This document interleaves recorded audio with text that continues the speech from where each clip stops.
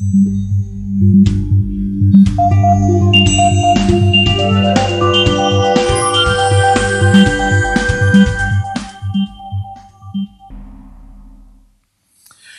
to Epilogue, the only show that cuts into the big issues behind the best books on politics and world affairs. I'm Derek Conway, and this week we're reviewing Whoops, Why Everyone Owes Everyone and No One Can Pay, by John Lanchester. In today's epilogue, we'll review the book and the issues around it, but before we get right into the discussion and introduce our studio guests, let's take a look at this brief introductory video. Hello, I'm John Lanchester. I'd like to talk a little about the unluckiest people who ever lived. Bankers. The bankers now talk about the credit crunch having been a 100-year event or a perfect storm. They even talk about it being a 25 sigma event. Sigma is the measure of what's called standard deviation. It tells you how unlikely something is. For something to be a 1 sigma event means it happens about a third of the time.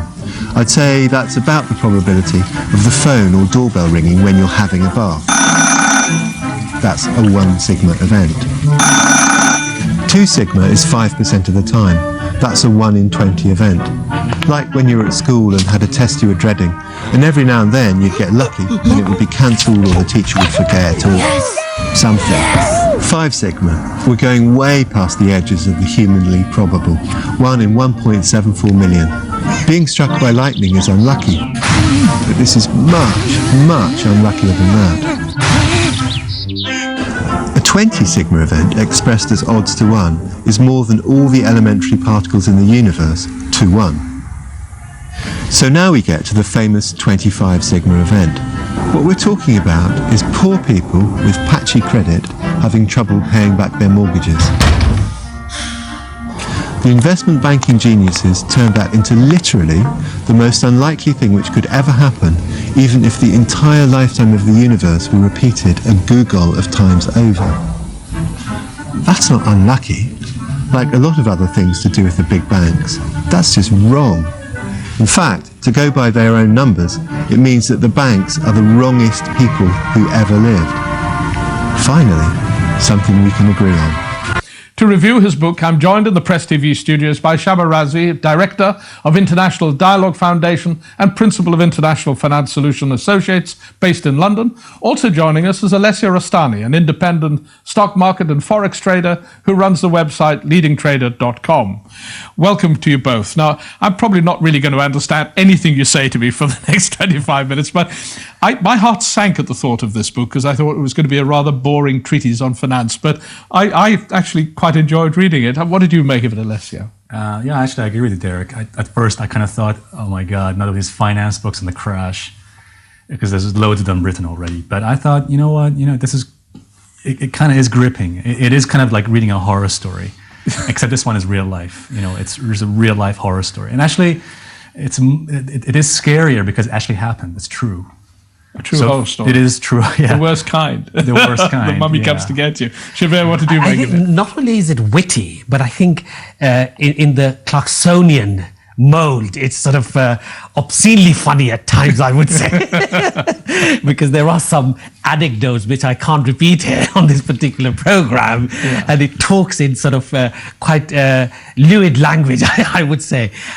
So it is funny. However, as my colleague here was saying, that is witty, but with a very sad It's a deathly serious subject. Absolutely. I mean, there have been a number of books written on the economics in the last few years, which have been pretty good and easily readable, because one of the issues with any economic book or any book on finance is it appears to be heavy. It's not for the ordinary man in the street to read, if you like.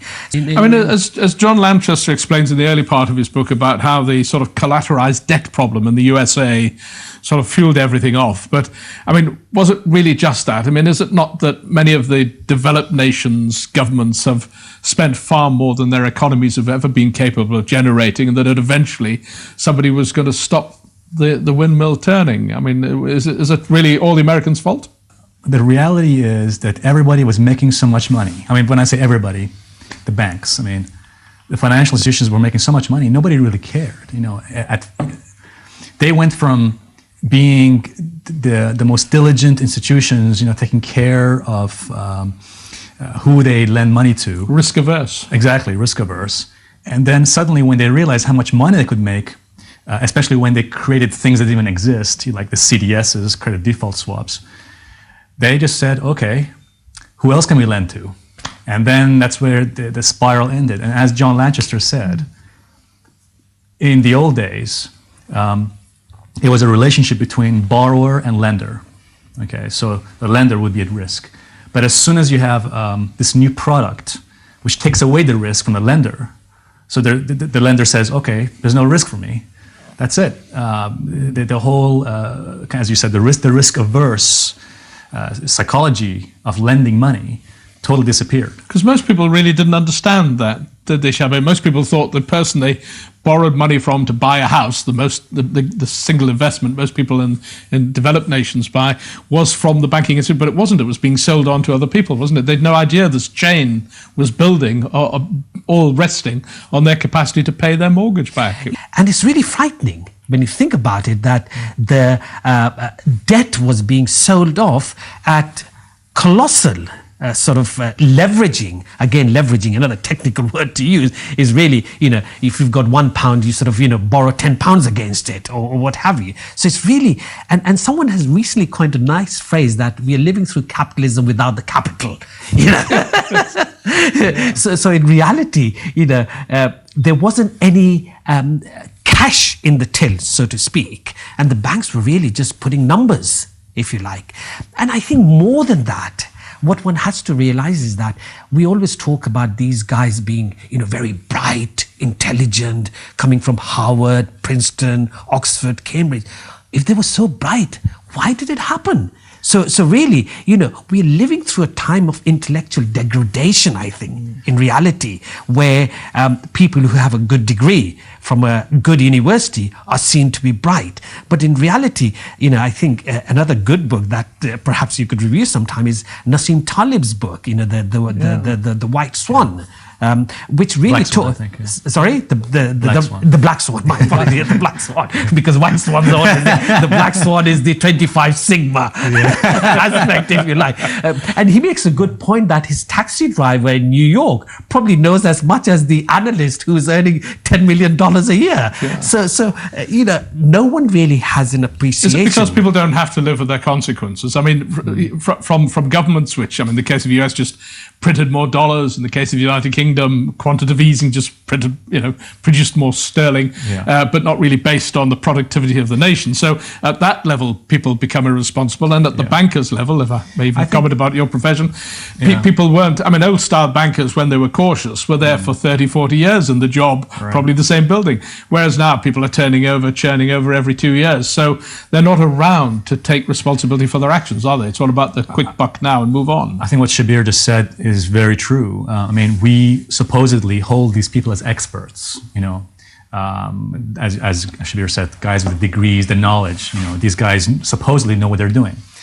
One of the things that really bugs me is why, you always hear in the media and newspapers saying, well, the people are just as equally to blame. Well, the fact is, the average person and the plumber, the teacher, they're not the people who are going to sit down going through equations to see what the sigma or the probability is of a crash. That's why they leave the thing. So the experts, and the thing is that it really bugs me that they're saying it's a collective fault of us and the banks. I would disagree. I would say if there's a collective fault, well, it's 98% or 95% the bank's responsibility, and the rest with the people. And that's the hard reality is that we're in this situation because of the huge mistakes that they've made, basically using wrong models. But nothing's happened to any banker, has it? I don't believe much has happened to any, and certainly in Britain there hasn't been a single banker prosecuted. They've all left with wonderful pension funds, and likewise in America. So I don't know where the buck stops, but it's sort of it's passed on very nicely. Thank you very much. Well, actually, people have lost their houses, their businesses, their jobs. But the bankers have continued to prosper, haven't they, really?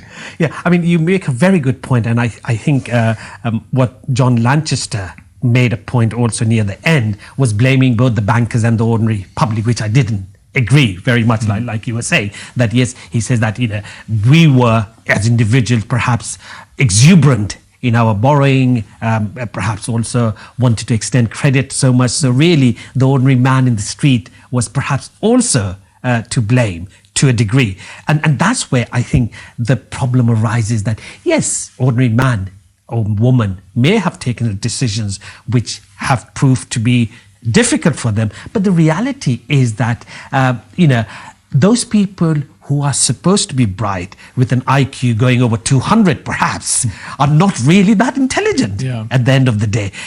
I think this would be a good moment just to look at an extract from the book where the anger of people, regardless of whether they live in America or in other countries or Britain or wherever, the anger of ordinary people affected by this sort of crisis comes through. I suppose part of the trouble is, Alessio, it really hasn't stopped. I mean, only recently the British government, for example, has sold off Northern Rock, which was one of the banks that sort of started the problem in Britain. It's something actually he talks about, John Lanchester, in his book, towards the end of the book, where he says that the governments almost have a fear of having control over the banks, because if anything essentially happens to the borrowers, they're going to blame the government. Shaba, what do you make of it? I mean, are you a cynic of banking structures as such? Do you want it all? Well, should we keep it under the bed? I mean, what should we do with all this money? 4 years after the credit crunch, we have lived 4 years, 48 months, and really, rhetorically, politicians on both sides of the Atlantic have talked about, we're going to do this, we're going to do that, but really nothing has come out of it. And as you earlier said, not one banker is sitting in prison, whilst people who stole plasma TV are serving 4 years in prison. So, that dichotomy, that contradiction, that sort of unjust manner in which a particular group is sort of imprisoned while the very rich get away with it. The thing is, I mean, what you mentioned earlier about consequences. First thing, I think the main thing we've got to do is we have to put a stop to all these bonuses and the compensations. Because it's ridiculous. These guys say, we're the brains behind the financial system, therefore, the talent needs to get compensation. Well, if you guys are the talent, you guys produced this crisis. How does that mean that you guys got talent? But the thing is, let me just tell you from my personal perspective. I have a relative who was shot in Afghanistan. He was in the army. He was shot. He didn't get a bonus. We have nurses, we have doctors who risk their lives every single day, working long hours. They don't get a bonus. Same with teachers. Yet these guys who work in the financial industry, who basically lose people's money, and they can go and sip champagne as long as they basically have not done as bad as the index. They can be the hero. So this is the problem we have. We need to get some kind of fairness here. And I'm not saying that the thing is... Presumably the bonus is as part of the company's profitability. Presumably they don't get a bonus if the company loses. The point is, Derek, that it's not their money. It's our money. It's the people's money. Goldman Sachs, Barclays, Lloyds, the only reason they even exist right now is because of us. We bailed them out. And Nassim Taleb, I mean, you mentioned this, Shabir. I watched him on TV one time, and he said something really interesting. The example he gave is, imagine that I'm a gambler, and I have a problem with gambling. And I say, hey, Derek, you know what? I need some money. I'm in trouble. Can you lend me some money? And I take your money. I go gambling with it and say, you know what? We'll think about that paying you back scheme, you know. And this is the thing. They're gambling with our money. They don't deserve a bonus. Yeah. We need to restructure everything. I mean, Shabir, if your dream of locking up 30,000 bankers doesn't come to fruition soon, how do you think we stabilize that system? Is it by making them live with the consequences of their actions for 5 or 10 years? So if they make a quick buck now, if that turns sour in a year's time, then they're going to have to repay their bonus. I mean, how do you see a consequence other than locking people up that could bring sort of responsibility back into the system? I think there are a number of things. First, you can make them redundant to start with. Go and sign on. See how it feels to live on £65 a week. But I'm afraid that's what we've got time for. This is a highly readable account of a deeply serious subject. Lanchester applies his knowledge and a natural wit to inform the reader of what went wrong and who was to blame. I'd like to thank Shabir and Alessio for joining us, and I hope you've enjoyed the show.